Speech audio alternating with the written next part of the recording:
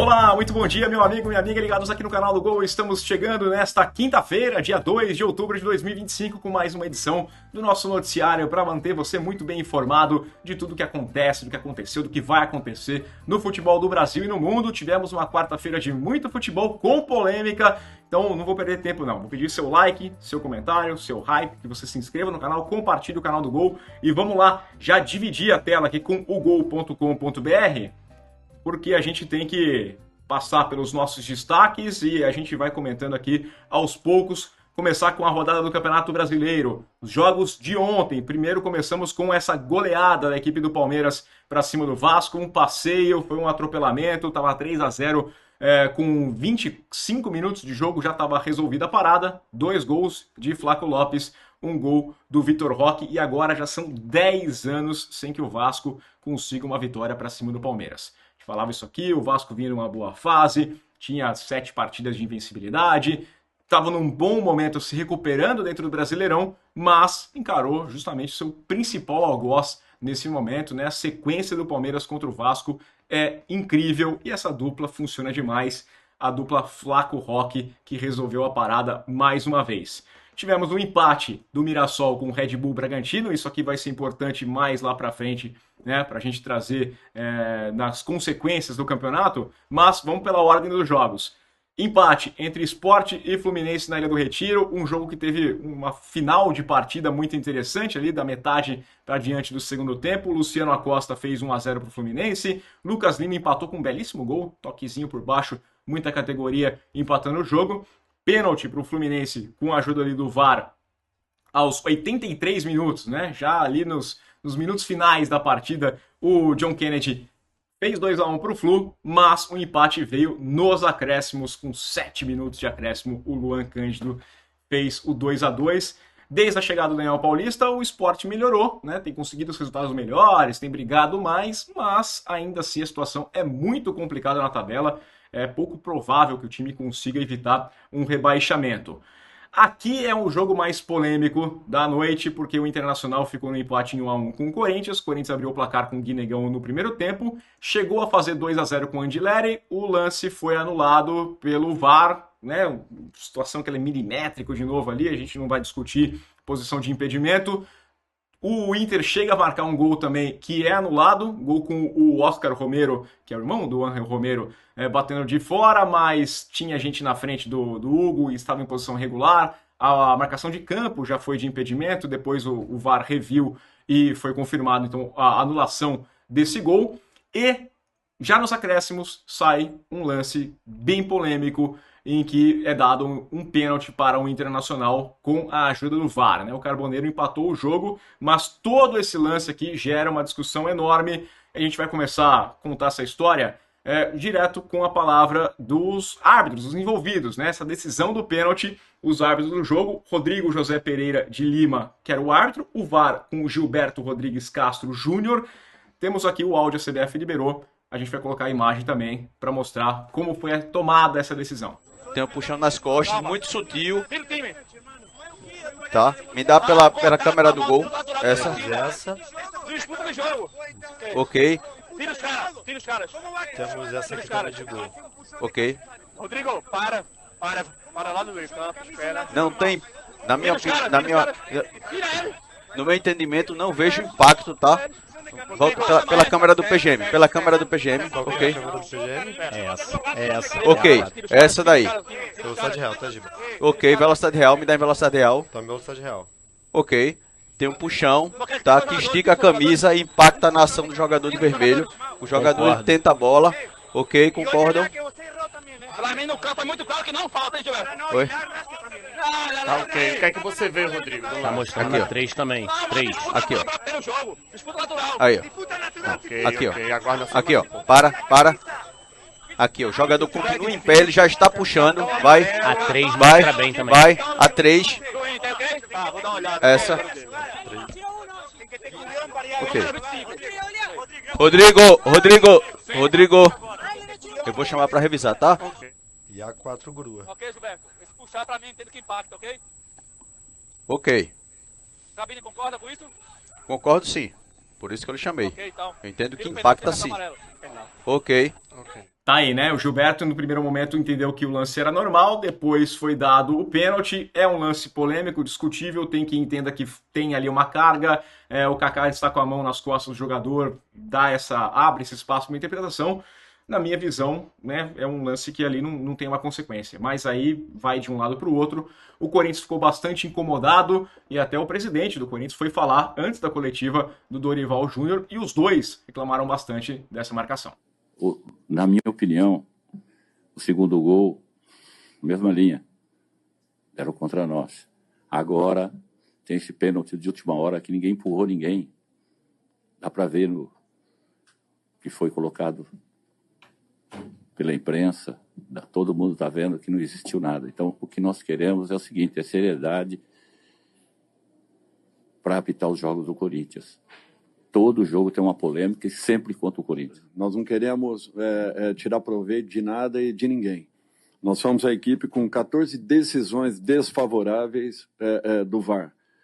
Nós tivemos hoje, infelizmente, mais uma situação absurda. Eu não sou de falar muito de arbitragem e não gosto de justificar resultados em cima, principalmente, de erros. Domingo nós tivemos um erro que foi visível, que todos nós acompanhamos, eu não abri a boca. E aquele segundo gol acabou saindo dessa maneira. O grande problema é que hoje o Corinthians poderia ter pelo menos seguramente entre 7 e 10 pontos a mais na competição. Em razão dos muitos erros que vêm acontecendo, inclusive na partida de ida, Internacional e Corinthians. Esse mesmo árbitro, na partida com o Vasco, dando um pênalti absurdo a favor do Vasco nos momentos finais da partida, o Vasco encontrando o segundo gol. E agora uma decisão como essa. Rodrigo Pereira está de parabéns pela confusão que ele consegue. Ele deu 5 minutos de acréscimos. O lateral saiu, ele botou o apito na boca para encerrar a partida. Ele deixou a jogada prosseguir, mesmo já tendo encerrado a partida. Ele deixa a jogada prosseguir e depois, chamado pelo seu Gilberto Rodrigues, do VAR, ele consegue enxergar um pênalti daquela maneira, daquela forma, no último minuto da partida. Aliás, ele já tentou dar o gol, aquele gol que foi anulado pelo bandeirinha de linha naquele momento. Ele já nos obrigou a colocar a bola no centro do campo, porque ele estava procurando uma maneira e acabou encontrando. Então tá, né? Polêmica garantida aqui, Internacional e Corinthians sempre tem que ter polêmica, um empate que não ajudou nem um pouco, as duas equipes saem bem descontentes com o resultado, assim como o Santos pode até comemorar esse empate conquistado no finalzinho da partida contra o Grêmio, mas é um placar que não ajuda muita coisa, né? O Edenilson tinha até saído um gol do Grêmio no começo da partida e foi anulado por uma mão do Edenilson. Aí depois ele faz 1-0 no segundo tempo e o Lautaro Dias empata a partida aproveitando um rebote. A bola bateu no travessão e o Lautaro aproveitou já no último minuto do jogo. O Neymar na arquibancada comemorou e o Santos fica no empate na Vila Belmiro contra a equipe do Grêmio. Um resultado também que não ajuda nem um pouco os dois times, tá? E o Botafogo venceu o Bahia, por isso que aquele placar do Mirassol era importante, porque com o tropeço do Mirassol, segunda rodada aí sem ganhar, o Botafogo venceu o Bahia por 2-1, gols do Santiago Rodrigues e do Jefinho. O Nestor diminuiu para o Bahia e o Bahia, o Botafogo salta para o G4. Jogo importante, jogo de 6 pontos contra um adversário direto, e quem falou sobre essa partida depois foi o técnico Davide Ancelotti. È una vittoria importante, sì, un confronto diretto. Acho que jogamos bem na primeira etapa, jogamos sobretudo uma boa fase defensiva que nos permitiu recuperar muitas bolas e para ele não ter controle, que é um time que tem técnica, que tem capacidade de manter a bola. Então fazemos bem isso e agora estamos na briga. É uma vitória importante, mas estamos no G4, temos que ficar no G4 e isso passa por ter mais continuidade. Agora temos um jogo com muito pouca recuperação, com muitos problemas, que vai ser difícil e temos que focar-nos nesse jogo que vai vir no sábado já às 6h30. Tá aí então a palavra do Ancelotti e vamos passar a situação. Primeiro, os jogos desta quinta-feira, 7 da noite, partida importante também, briga contra o rebaixamento. Vitória e Ceará às 7 da noite, jogando lá no Barradão. 7h30, outro jogo importante contra o rebaixamento e também para o destino do São Paulo, que vem numa sequência ruim aqui, né? Uma das piores sequências dos últimos anos. Fortaleza e São Paulo se enfrentam no Castelão às 7h30 da noite.